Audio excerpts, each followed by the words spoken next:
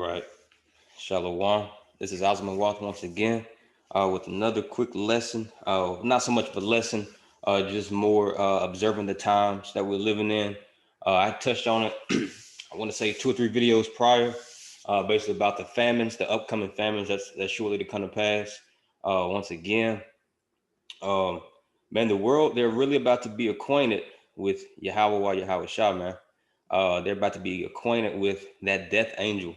You see, the same death angel that swept through the land of Egypt of old is once again going to sweep through this Egypt.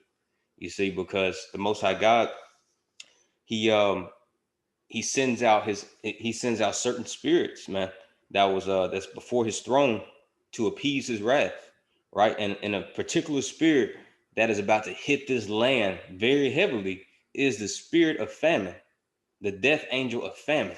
Right? Let me show you this real quick.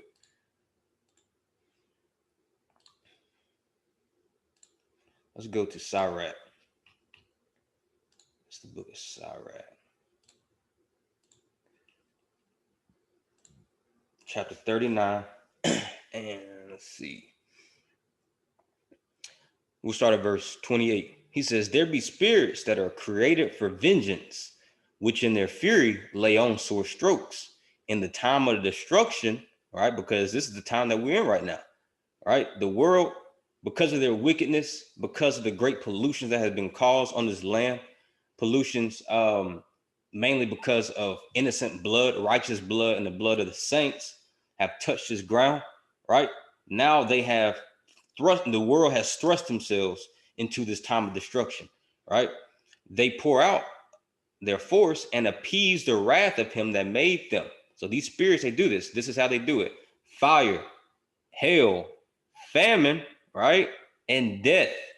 Famine and death, man, right? And we're focused upon this one in particular, famine, right? And famine causes death. All these were created for vengeance. All right. So let's finish it off. It says, "Teeth of wild beasts, scorpions, serpents, and the sword, punishing the wicked to destruction." You see, it says, "They shall rejoice in his commandment, and they shall be ready upon earth." You see, these angels, man, they are ready, right? The Christian church got you thinking that the so-called demon Lucifer, or I mean, not Lucifer, but Satan, he's just like the bad guy. You see, but Satan, or they try to have you think that Satan rebelled against God, and all these demons, they rebelled against God, a long time ago. Then he kicked them out of heaven and put them on earth. No, listen, these the so-called evil angels, man, they work off the left-hand side of God. We can read that account in 1 Kings 22. I want to say 1 Samuel 16. You see, and also Psalms, I want to say chapter 109, verse 20. It talks about how the angels, they delight to do his commandments, man, right? And so he created these evil angels simply to carry out his punishments here on earth, man, right? Because let's get this real quick in Exodus real quick. Let's see, Exodus 15 verse 3 says this. He says, "Yahweh is a man of war." Yahweh is his name. You see? So off the rip, man, he's already letting you know what type of God he is, what type of man he is. He is a God, he's a man of war, right? He's not this man that's that the world thinks that he's about to come back and give the world, hugs, kisses, and rainbows, and a bag of Skittles. No, listen, he's a man of war. Every war that has been waged on planet Earth has been instigated by him. Every single war has been instigated by him, because this is how he sets up his plans. This is how he sets up different kingdoms and different rulerships. Planet Earth is nothing but a stage set for different kingdoms and different particular times to rule and to reign. All right. So now, since we are on the brink of Israel coming into power, coming into rulership, he has to remove Esau out the way. And how is he going to do that? By war, right? And one of the tactics of war, with him being a man of war, right? One of his tactics is cutting off the food supply, right?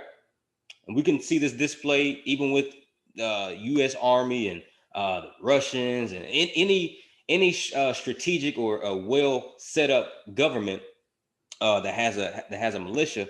They all use the same tactics. Who do you think they get it from? They get it from Yahweh. Why Yahweh Shah, man? right? They get it from him. He's the one who puts these things in their minds. All right, well, I'm about to go attack this enemy. How am I going to capitalize on them? Oh, I got it. Let's cut off their food supply. Right? He's the one who put those thoughts into these people's minds, man. Because at the end of the day, it's him doing it. You see? Now let's look at something real quick. He says, I just typed in war tactics, cut off food supply, right?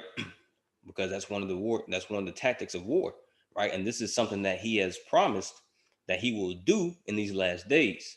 He says, to win a war, for example, there are many strategies you can employ, right? So famine is just one of them, right? We're about to get it. Famine is one of them. We read in Sirach 39, he uses famine, he uses fire, he uses hail, earthquakes, the teeth of wild beasts, certain serpents, and even people, even your own relatives. You see, he's going to allow them, to turn their backs on you, right? And this is all a part of his plan, man. All right, that divide and conquer plan. That's why some of your own relatives, you see, they have to fulfill their lot by turning their backs on you, right? Because at the end of the day, it's him, right? He says, to win a war, for example, there are many strategies you can employ. Cut off food supply.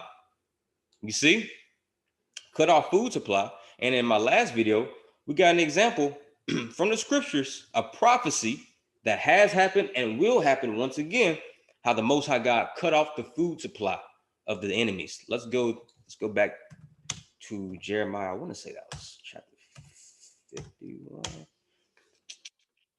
Bear with me real quick. Let me find this. Let's see.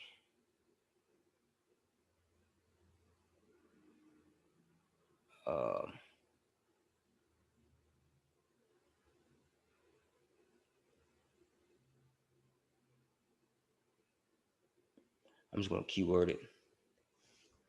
Cut off sower. Yeah, Jeremiah 50 and 16. All right. So this is the book of Jeremiah, chapter 50 and verse 16. It says, cut off the sower from Babylon. Now, what's a sower? A sower is a farmer, right? He says, and him that handleth the sickle in the time of harvest. Right? What is a sickle? A sickle is a tool used, is a cutting tool basically to cut off the stalks, you see, to glean in that harvest from that year. Right? But he says, cut off the sower, meaning the farmer, and him that handleth the sickle in the time of harvest, right?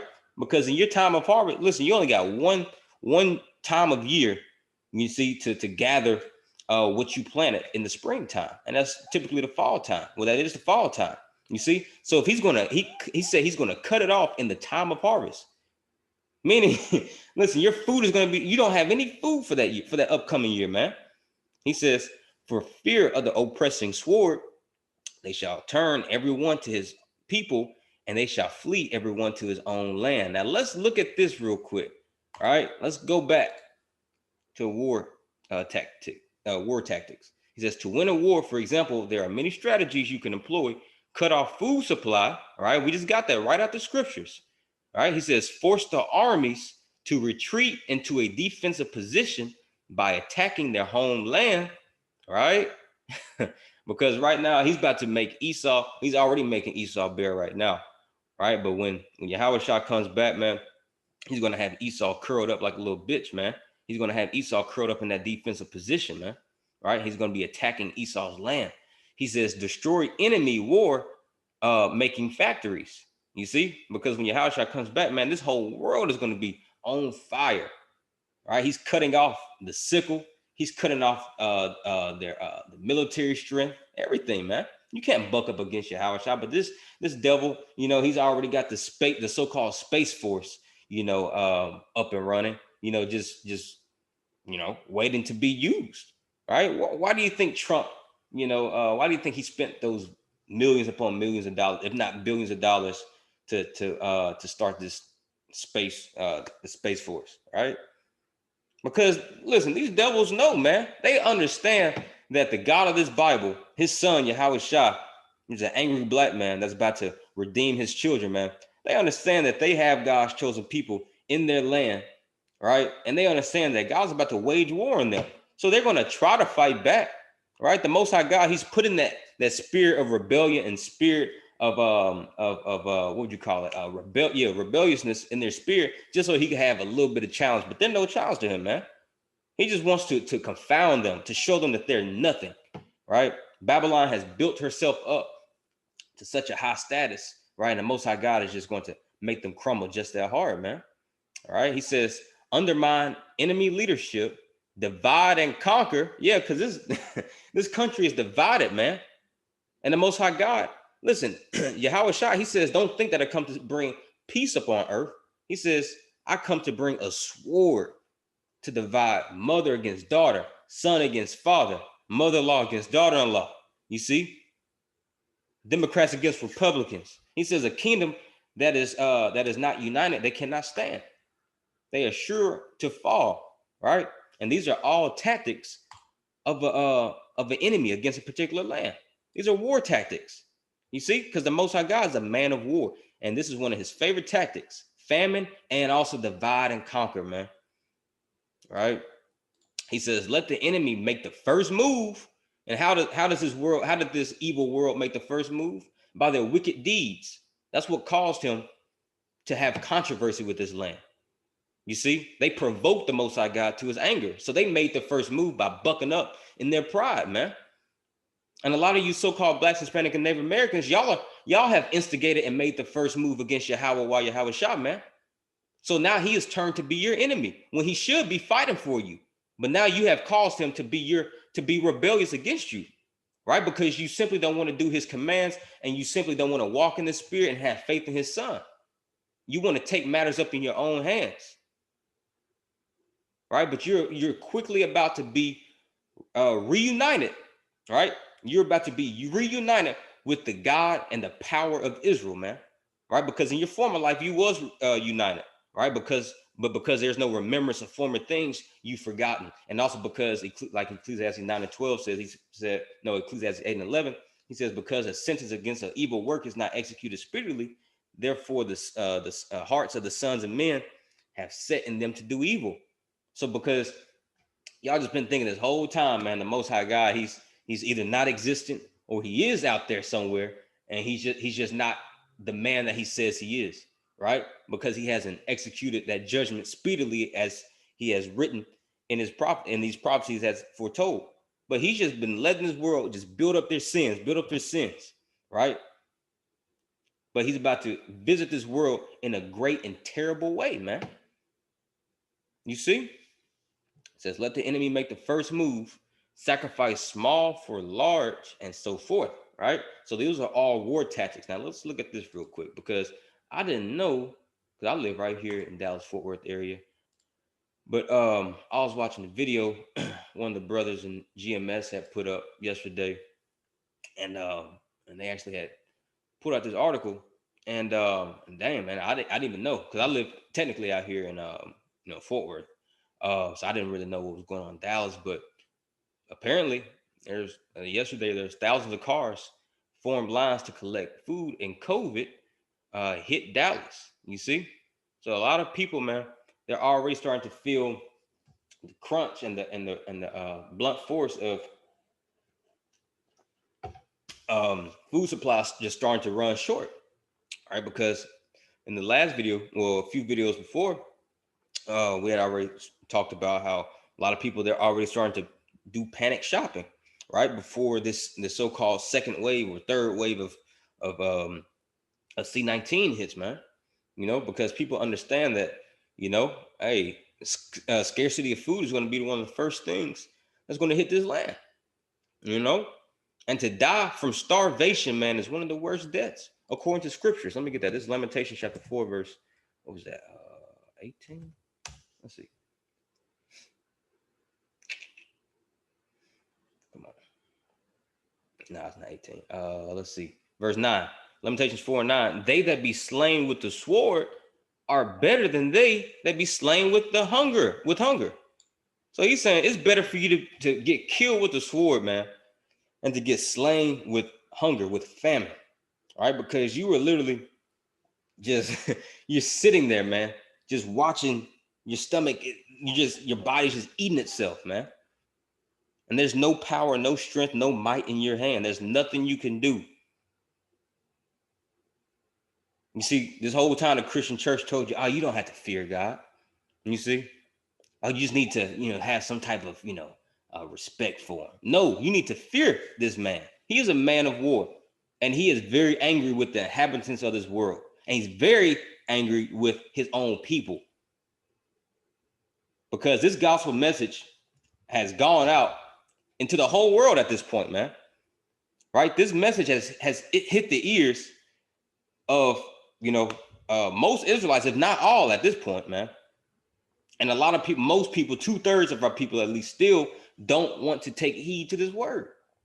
So how much more angry is he with his own children than he is these bastards, man? He's very angry, man. And so he really has these famines and these plagues and pestilences set up for the time of Jacob's trouble, right? Because we understand through scriptures that he rebukes those that he chastens, man. I mean, he chastens those that he loves.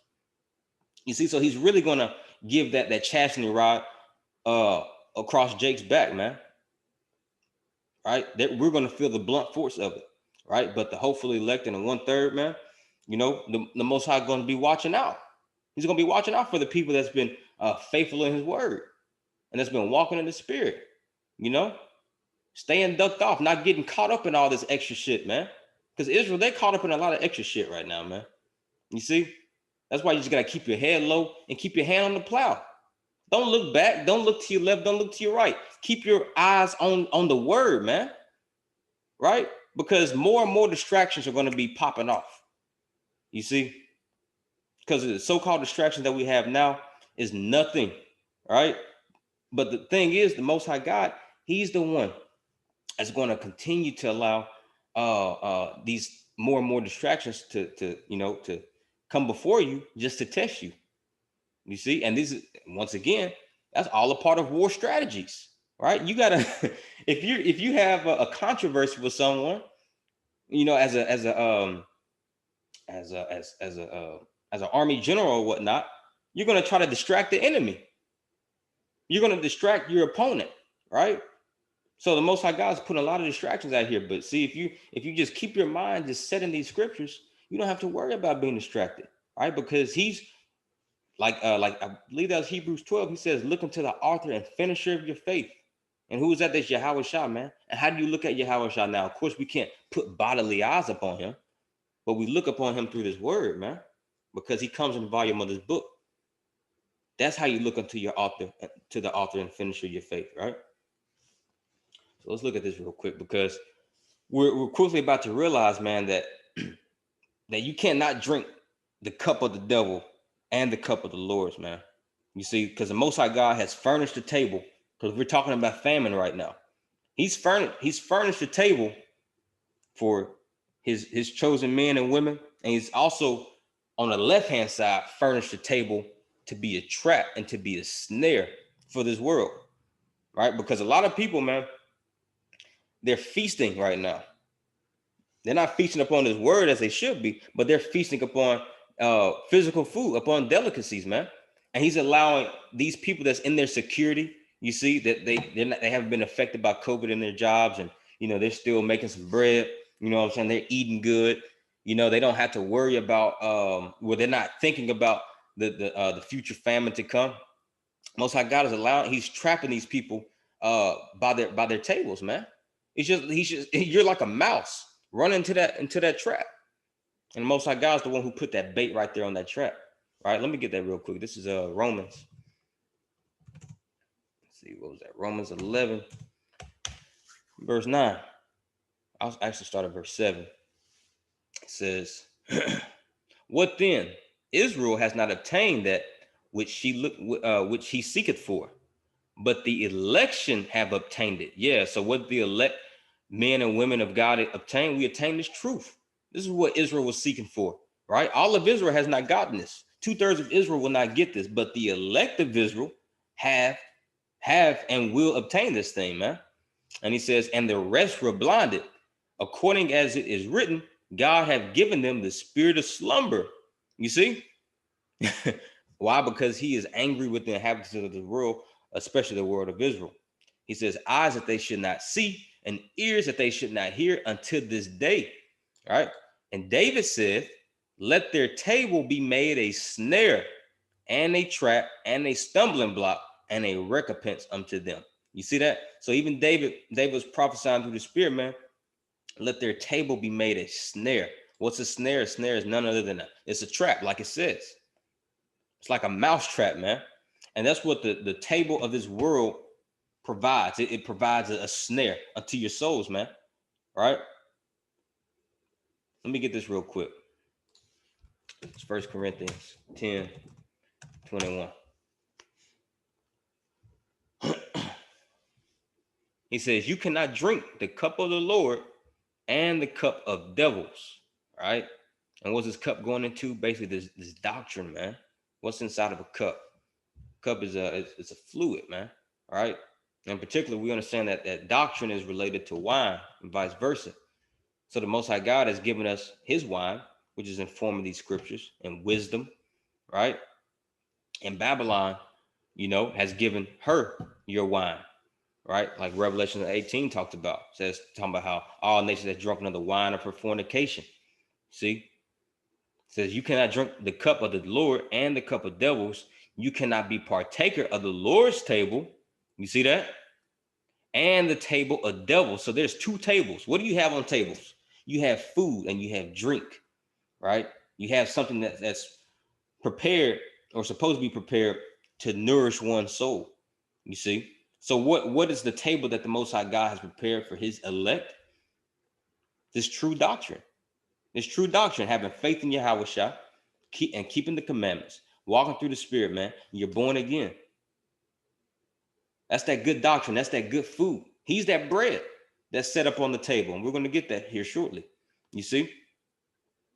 But Esau, Babylon, they have their bread as well. They have their table as well. And most of the world is eating of that table, man. But the Most High God, he's allowing their souls to get fattened and fattened and fattened just for the day of slaughter, man. Right?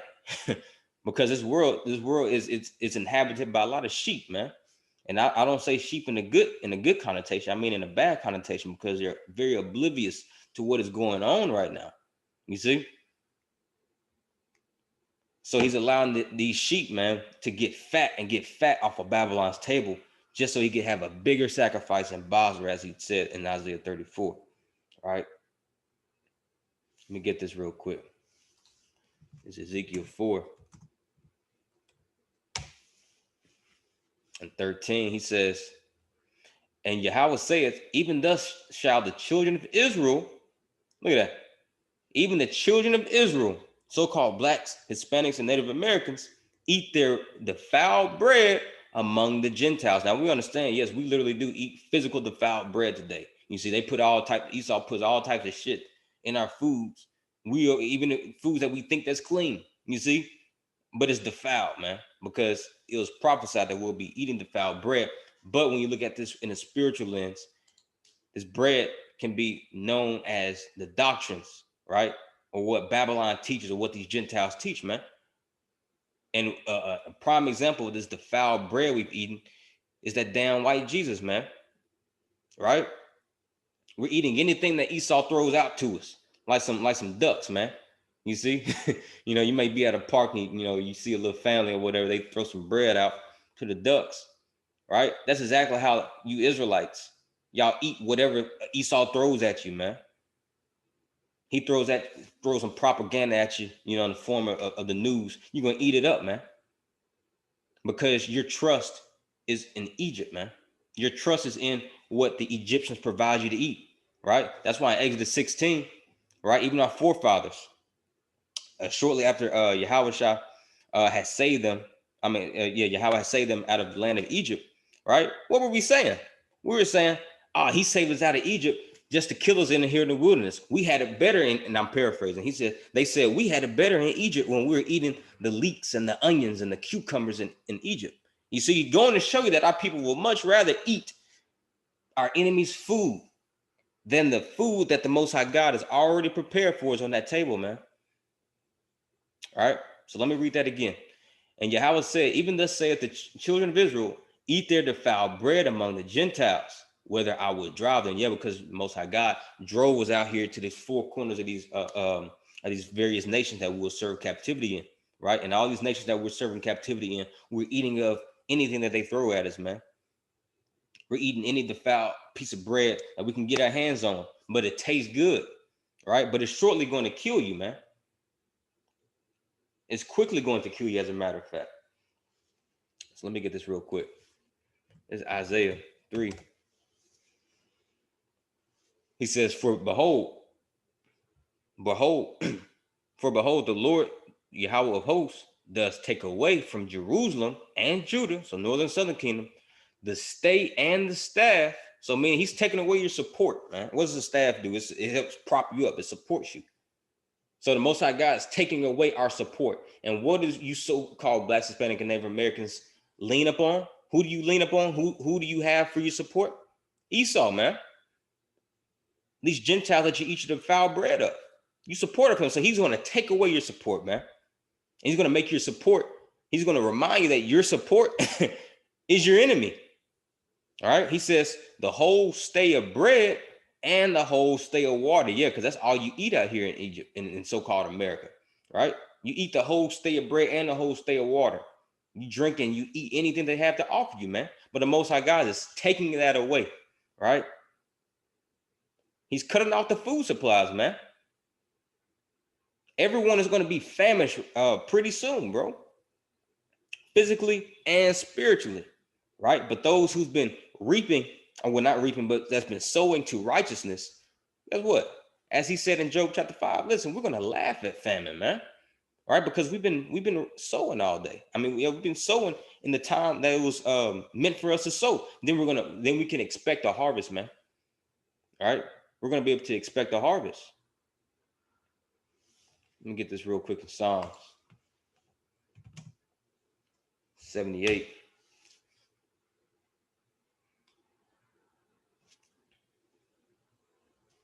And 29. And he says, so they did eat and were filled, for he gave them their own desire.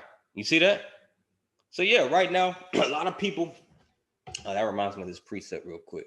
This is Luke 6:25. He says, woe unto you that are full, for you shall hunger. All right, because a lot of these Jakes and of course the Gentiles out here, they're full right now, man. They're full physically, but their souls are famished, right? But physically they're full, right? You can go to Papa John's or Popeyes or whatever, you see, because y'all not feeling the effects of this famine, man, that's starting to creep its way into earth, right? So you continue to fatten yourself, right? He says, woe unto you that are full, for you shall hunger. Woe unto you that laugh now, for you shall mourn and weep. And this is what Yahweh said, man, right? He's telling you this. Why? Because he knows these prophecies. He's a fruition of these prophecies. So he knows that he understands the intents and the purposes and the counsels of the Most High God. That's why he said that. He says, woe unto you that are full, for you shall hunger. Because he knows that the Most High God is going to send plagues and famines in these last days. Right? So that's why it's woe and great destruction unto you. So Psalm 78, starting at verse 29, he says, so they did eat and were filled, for he gave them their own desire. They were not estranged from their lust, meaning that you weren't unacquainted with your lust, man. Right? Whatever your heart fancied for, you walked in your lust. You had no restraint. Right? He says, but while their meat was yet in their mouths, and this is giving you account of when our forefathers were in the wilderness, and they were asking for after they were getting tired of manna, they asked him for quail. So he gave them all the quail they wanted, man. So much to the point to where he made them eat. Right? And they had to eat so much to where the quail literally start coming out their ears and their nose, man, and their nostrils. All right, he says this: they were not estranged from their lust, but while their meat was yet in their mouths, the wrath of God came upon them and slew the fattest of them. You see? So he allowed you to get fat, man. so he can have a fat sacrifice, right? Because the God that, at least the God I serve, the God of Israel, man, he loves sacrifices, right? He says, and smote down the chosen men of Israel, right? So why do you do this? This is James 5:5. I'm gonna get an NLT real quick.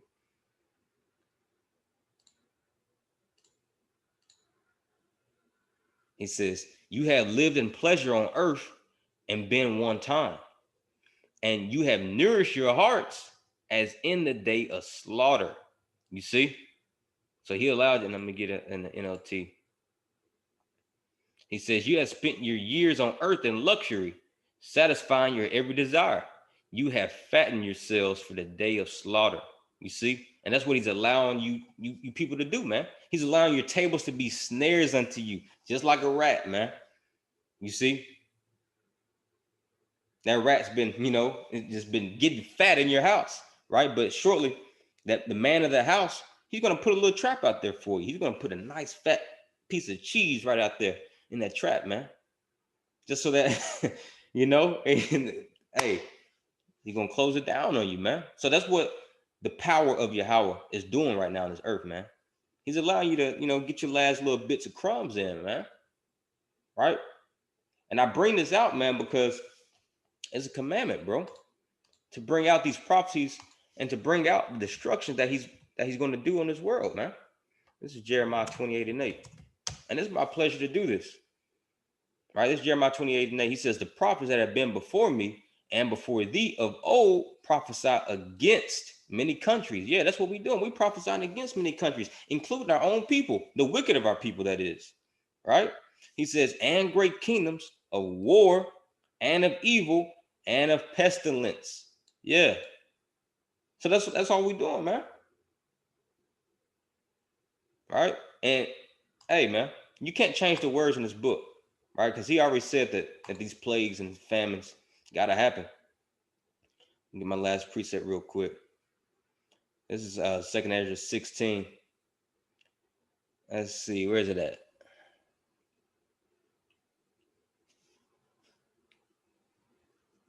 Yeah, 2 Ezra 16:8. He says, the mighty Lord sendeth the plagues, and who is he that can drive them away? All right. And famines, it's a plague, man. No one can drive it away. No one. Right? But like I said, man, Yahweh Shah is already prepared for his elect and chosen, man. This table, he's given us our table, this table of wisdom and knowledge and understanding. All right, let me get this real quick. Proverbs 9 says, wisdom hath built her house, she hath hewn out her 7 pillars, she hath killed her beast, she hath mingled her wine. So boom, wisdom has done this. Wisdom has killed, meat for us. It's furnished meat for us to eat, and mingled wine, which is doctrine. She hath also furnished her table. She has sent forth her maiden. She cried upon the highest places of the city. You see, whoso is simple, let him turn in hither. As for him that wanted understanding, she saith to him, come eat of my bread and drink of the wine which I have mingled. You see, this is what the sincere believers of Yahweh, while Yahweh Shah is eating right now. We're eating the sincere sin bread and drinking the sincere milk and the wine of this doctrine, man. So our bellies are full, right? While the rest of the world, they're being famished, right? Spiritually. Let me get this real quick. Isaiah 55 says, ho, everyone that thirsteth, come ye to the waters, and he that hath no money, come ye, buy and eat, and come, buy wine and milk without money and without price. Wherefore do you spend money for that which is not bread? You see? Because a lot of our people, they think that they're eating, you see, just because they go to walk-ons or Cheesecake Bistro or whatnot. That's not bread, man. You're spending money on something that's just it's not even going to last you, man. But this true wisdom, knowledge, and understanding that wisdom has already killed, right, and furnished a table for us. That is that's going to sustain us. He says, and you labor for that which satisfies not, Hearken diligently unto me, and eat ye that which is good. Eat ye that which is good. What's good? This word, man. That's why David said, taste and see that the Lord is good. You see? This is an acquired taste we're dealing with. And this taste of wisdom, knowledge, and understanding is not for the soul of every man, right? Only a small group of elite men and women have this acquired taste of this pure doctrine, man. He says, and let your soul delight itself in fatness. All right. Get one more. Or maybe two more. I don't know. It's going through the spirit. This is Sirach 15 and 5. It says, let's see. I'm gonna start at verse 1. He that feareth the Lord will do good, and he that hath the knowledge of the law shall obtain her. Who's he talking about? Talking about obtaining wisdom. And as a mother shall she meet him and receive him as a wife married of a virgin. With the bread of understanding shall she feed him and give him the water of wisdom to drink. You see? So if you're sincere in this thing, and the Most High God has actually called you into this, this is what he's going to allow you to be fed with the bread of understanding that wisdom supplies, and give you the water of wisdom to drink. All right, because we understand that ultimately Yahweh Shai is that bread, man.